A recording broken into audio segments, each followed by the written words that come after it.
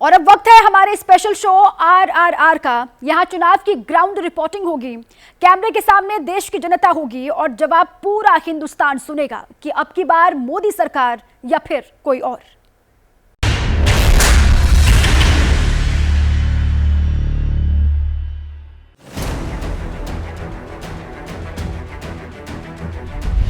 लोकसभा चुनाव के चौथे चरण के तहत देश की 10 राज्यों की 96 सीटों पर वोट डाले जा रहे हैं। माननीयों की किस्मत आज ईवीएम में कैद हो रही है। दूसरी ओर वाराणसी से तीसरी बार बीजेपी के उम्मीदवार और देश के प्रधान नरेंद्र दामोदर दास मोदी काशी में मेगा रोड शो करने वाले हैं, जिस पर देश भर की निगाहें हैं। मोदी जब बोलते हैं तो उसका असर देश के कोने कोने तक होता है। यूपी की 80 में 80 लोकसभा सीटों के साथ ही बीजेपी का ऐसा ही दावा हरियाणा को लेकर है, जहां 2019 में जनता ने 10 की 10 सीटें बीजेपी की झोली में डाल दी थी। लेकिन इस बार पब्लिक क्या सोच रही है? जनता के दिल पर मोदी या राहुल किसका राज है, या फिर केजरीवाल भी बीजेपी के लिए चुनौती है? इसी को टटोलने के लिए एबीपी न्यूज पहुंचा है हरियाणा के पानीपत, जिसकी लोकसभा सीट है करनाल। वो करनाल जहां से पूर्व सीएम मनोहर लाल खट्टर को बीजेपी ने मैदान में उतारा है। क्या खट्टर की राह इतनी आसान है, या बीजेपी को होने जा रहा हरियाणा में कुछ नुकसान है? संवाददाता अंकित गुप्ता ने पानीपत रोडवेज पर पब्लिक के मन की बात जानने की कोशिश की है।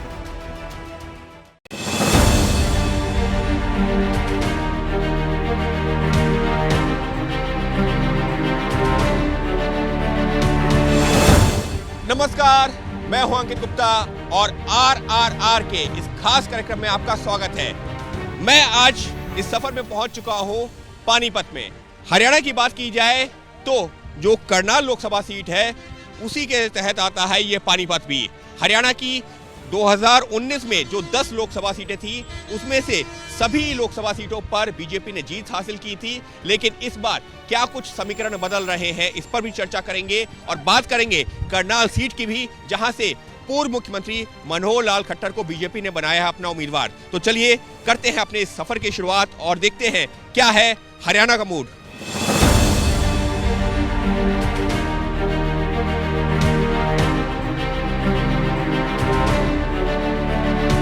क्या लग रहा है चुनाव में किसका माहौल है? इस टाइम बीजेपी जीतेगी। बीजेपी जीतेगी, लेकिन पिछली बार से मुकाबला टफ नहीं लग रहा है? नहीं, विपक्षी पार्टियां कह रही हैं इस बार हरियाणा में आसान नहीं है। विपक्ष तो कहेगा भाई नहीं जीतेगी। हरियाणा में ही जीतेगी। तो वजह क्या है इतना? ये देखो ना, आप देश की तस्वीर देखो। आप जो आदमी बाहर घूमता है उसने, हम 7-7 घंटे में हरिद्वार जाते थे, आज 2 घंटे नहीं हमारे को लगते हैं। इतना अच्छा चल रहा था तो मुख्यमंत्री को बदला क्यों गया? देखो, बदलने के पीछे बहुत सारे राजनीतिक कारण होते हैं। हाँ, जाति का तो सिस्टम रहता है। खट्टर से थोड़ा सा नाराज थे लोग। नाराज थे आप ये कह रहे हैं? कहीं था, होता है कारण। तो मतलब काम नहीं किया होगा तभी तो नाराज? नहीं, ऐसा नहीं होता। काम किया खूब। तो हर आदमी का टाइम होता है, ये थोड़ा होता है ऐसा। एक टाइम ओवर हो गया। हाँ, टाइम हो गया। अब बताइए क्या लग रहा है, किसका माहौल है?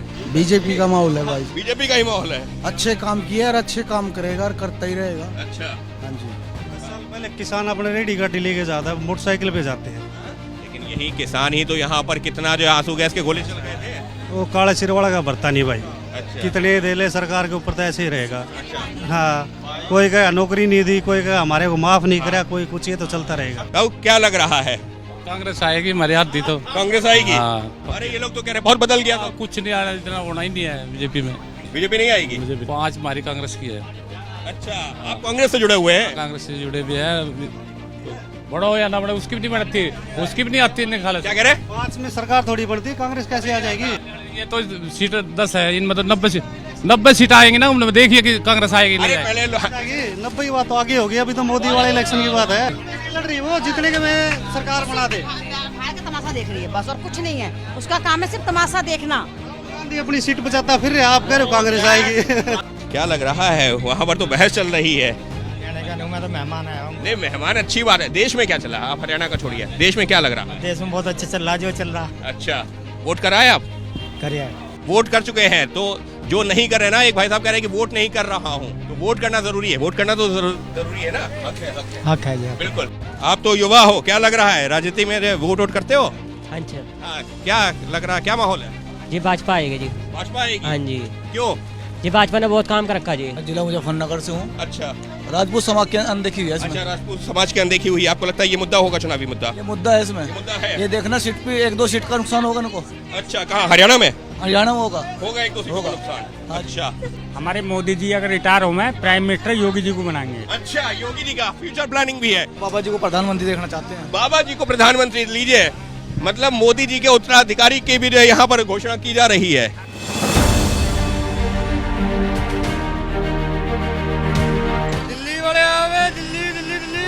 बस क्योंकि दिल्ली जा रही है और पूरी इस समय जो राजनीतिक लड़ाई चल रही है वो भी दिल्ली की सत्ता को लेकर के, दिल्ली में कौन काबिज होगा। ड्राइवर साहब से पूछ लेते हैं कि ड्राइवर साहब क्या लग रहा है, दिल्ली में कौन सत्ता पे काबिज? माहौल दोनों तरफ चल रहा है सर, दोनों तरफ चल रहा है। है हाँ जी सर। किसका पड़ रहा भारी?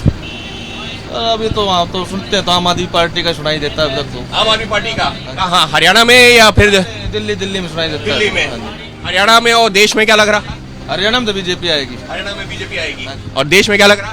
देश में बीजेपी आएगी। देश में बीजेपी आएगी। हाँ जी। कहीं कोई नुकसान होता दिख रहा है, क्योंकि नारा तो 400 पार का। 400 पार का वो तो देखो जनता को ऊपर आधार है जी, वो तो हम जो सुना है उसके बारे में पता। अरे पीछे से एक आवाज आ गई है, कोई आंकड़ा किसने दे दिया? आपने दे दिया।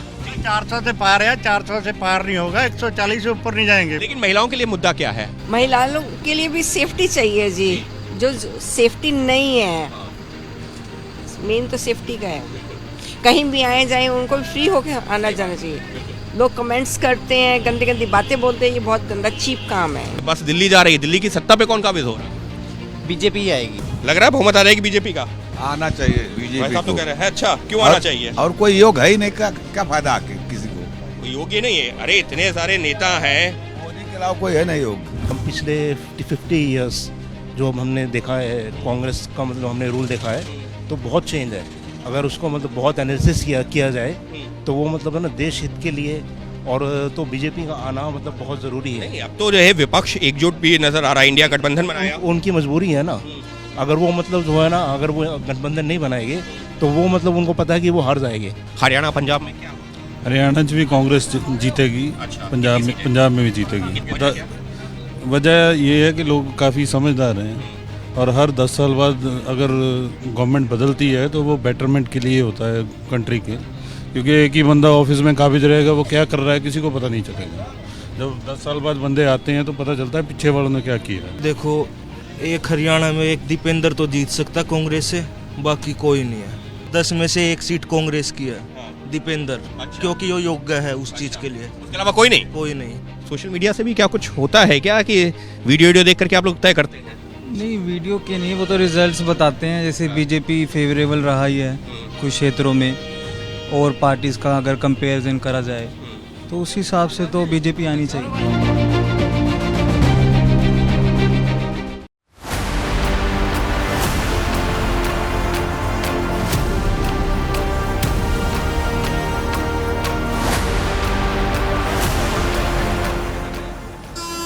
पानीपत, सोनीपत ये ऐसे हैं जहां पर इंडस्ट्रियल फैक्ट्रीज काफ़ी हैं, जहां पर जो है जो प्रवासी मजदूर हैं वो भी काफ़ी आते हैं।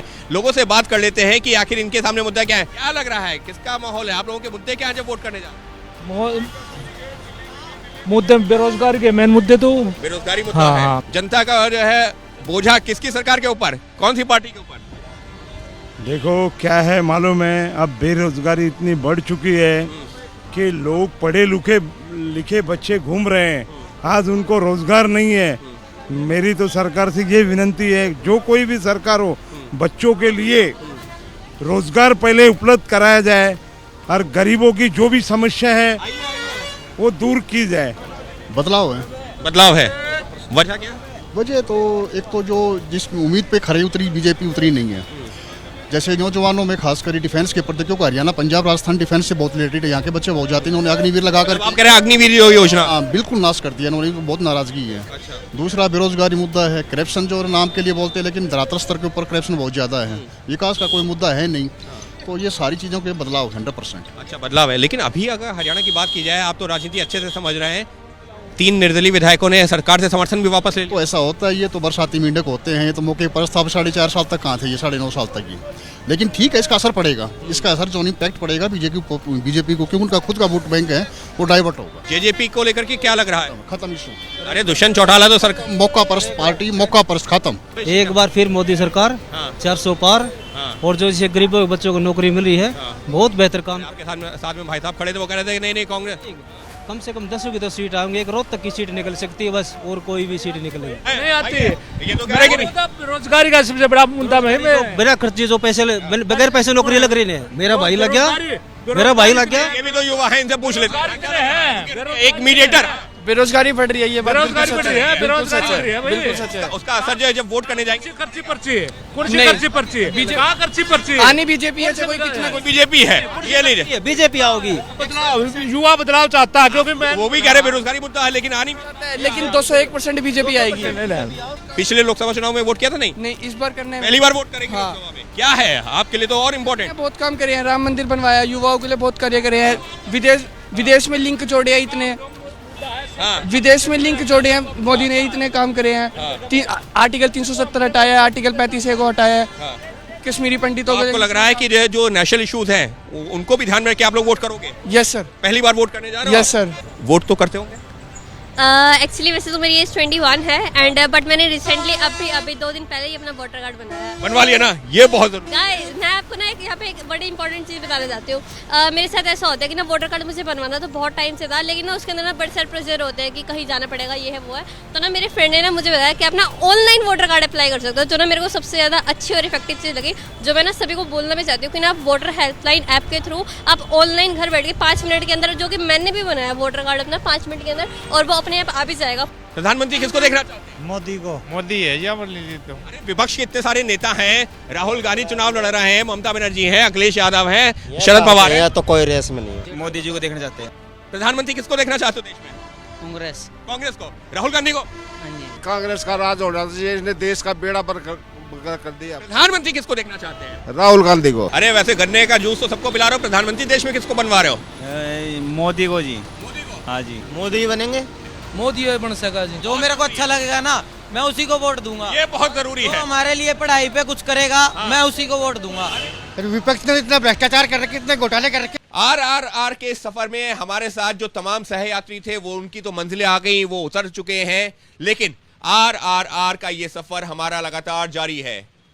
अब हम आपको मिलेंगे एक नए शहर में, एक नई लोकसभा सीट पर, एक नए राज्य में, और कोशिश करेंगे जाने कि वहां के क्या है स्थानीय मुद्दे और किन मुद्दों पर मतदाता करेंगे मतदान।